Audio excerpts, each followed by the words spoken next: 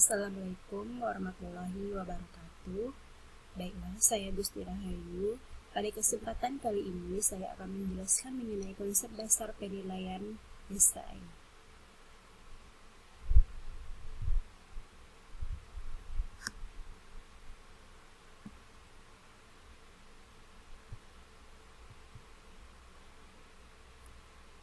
Nah, yang pertama yaitu yang akan kita bahas karakteristik penilaian esai, yang kedua jenis penilaian esai, yang ketiga bentuk soal penilaian esai, yang kelima penyekoran soal penilaian esai.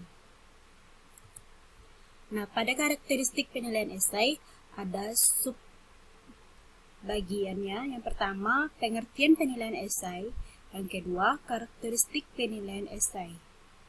Pada pengertian penilaian esai, di sini penilaian esai merupakan pertanyaan yang menuntut peserta didik menjawab dalam bentuk menguraikan, menjelaskan, mendiskusikan, membandingkan, memberikan alasan, dan bentuk lain yang sejenis sesuai dengan tuntutan pertanyaan dengan menggunakan kata-kata dan bahasa sendiri.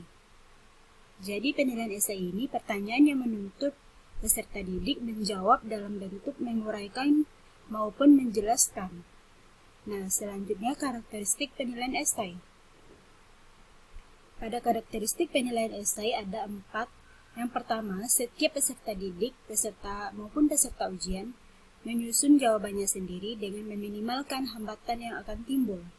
Yang kedua, peserta didik menggunakan bahasa dan kata-katanya sendiri dalam menjawab pertanyaan, atau biasanya menggunakan tulisan tangan sendiri, atau mungkin juga komputer. Yang ketiga, pertanyaan yang diajukan lebih bersifat umum dan sangat kecil jumlahnya, serta kurang mewakili semua bahan atau materi ajar. Yang keempat, peserta didik mengemukakan jawaban-jawabannya dengan bermacam kelengkapan dan ketelitian, sesuai dengan kondisi masing-masing peserta didik tersebut. Nah, itulah pengertian dari penilaian esai serta karakteristik penilaian esai. Selanjutnya kita masuk kepada jenis penilaian esai. Jenis penilaian esai ada 2. Yang pertama, tes uraian objektif. Yang kedua, tes uraian non-objektif. Tes uraian objektif ini tes uraian yang berbentuk tes uraian di mana bentuk tesnya tes uraian ini butir soalnya memiliki sehimpunan jawaban dengan rumusan yang relatif lebih pasti, sehingga dapat dilakukan penskoran secara objektif. Nah, walaupun pemeriksaan berbeda, namun dapat menghasilkan skor yang relatif sama. Artinya model tes ini memiliki kunci jawaban yang pasti, sehingga jawaban benar bisa diberi skor 1, dan jawaban yang salah diberi skor 0. Yang kedua, tes uraian non-objektif.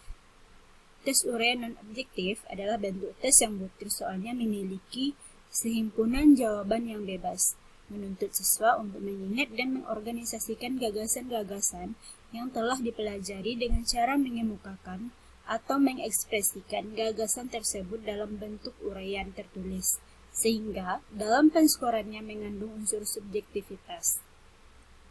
Nah, itulah jenis penilaian esai, di mana jenis penilaian esai ini tadi ada 2. Yang pertama tes uraian objektif, yang kedua tes uraian non-objektif. Yang C, penskoran soal uraian objektif. Langkah pemberian skor soal ujian objektif adalah yang pertama, tuliskan semua kata kunci atau kemungkinan jawaban benar secara jelas untuk setiap soal. Yang kedua, setiap kata kunci yang benar dijawab diberi skor 1. Tidak ada skor setengah untuk jawaban yang kurang sempurna. Jawaban yang diberi skor 1 adalah jawaban yang sempurna. Jawaban lainnya adalah 0. C. Apabila satu pertanyaan memiliki beberapa subpertanyaan, rincilah kata kunci dari jawaban soal tersebut menjadi beberapa kata kunci subjawaban dan buatkan skornya. Yang D. Jumlahkan skor dari semua kata kunci yang telah ditetapkan pada soal yang dimaksud. Jumlah skor ini disebut skor maksimum. Yang D. Selanjutnya penskoran soal uraian non-objektif. Dalam penskoran soal bentuk uraian non-objektif, skor dijabarkan dalam bentuk rentang. Besarnya rentang ditetapkan oleh kompleksitas jawaban.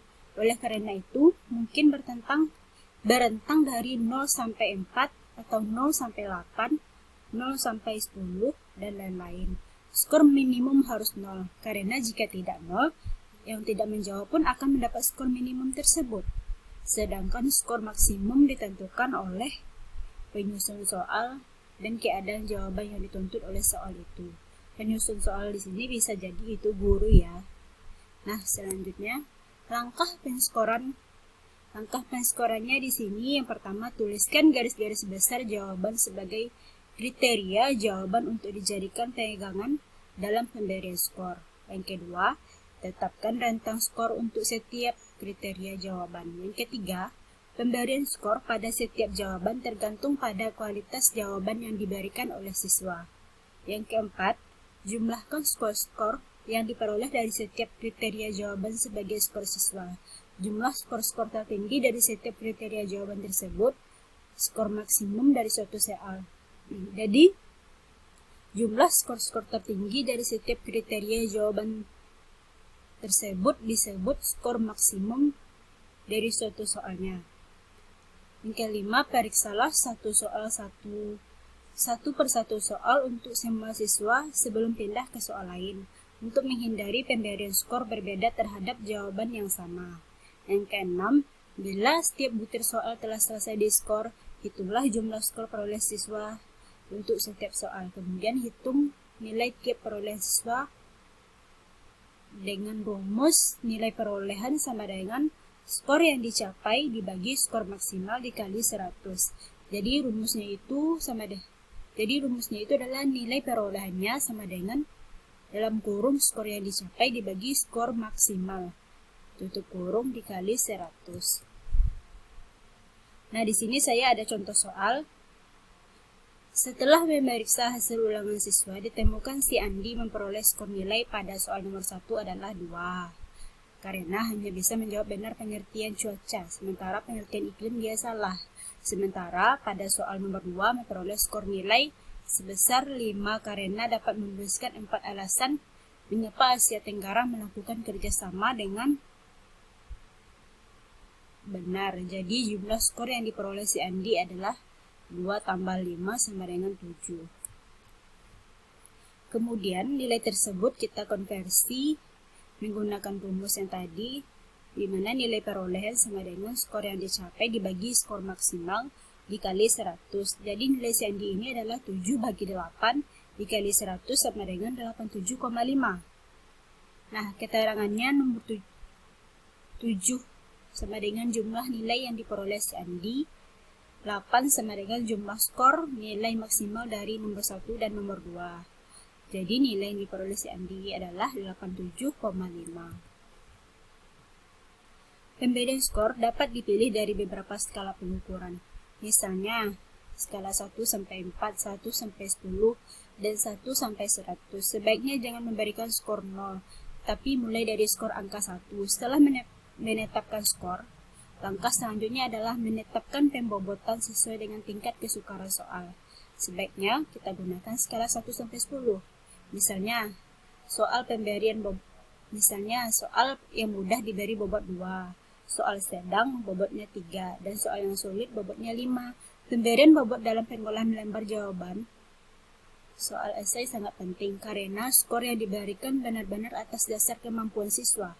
Kenyataannya juga menunjukkan bahwa setiap item tes tingkat kesukarannya berbeda.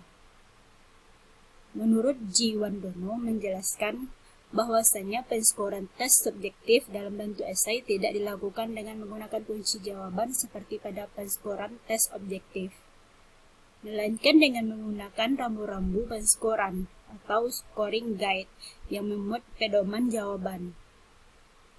Nah, kriteria penskoran tes esai secara analitik adalah: yang pertama, relevansi isi jawaban peserta tes dengan jawaban yang diharapkan. Yang kedua, kecukupan isi jawaban peserta tes tentang masalah yang ditanyakan. Yang ketiga, kerapian dan kejelasan penyusunan isi jawaban peserta tes. Yang kelima, penggunaan bahasa yang lugas dan mudah dimengerti. Nah, sekian ya informasi dari saya mengenai penilaian penilaian esai. Baiklah, hanya itu yang dapat saya sampaikan. Assalamualaikum warahmatullahi wabarakatuh. Terima kasih.